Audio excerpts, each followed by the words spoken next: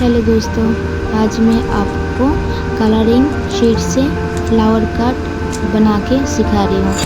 आप कोई भी बर्तन का ढक्कन या कुछ भी बड़ा छोटा ऐसे करके फूल ले लेना। इसके बाद आपको इसको रख के गोल करके काट लेना है। काट के फिर आप वीडियो में देखिए कैसे कैसे मैं बना रही हूँ। अच्छा लगेगी तो फिर like, share and subscribe please कर दीजिए। Thank you.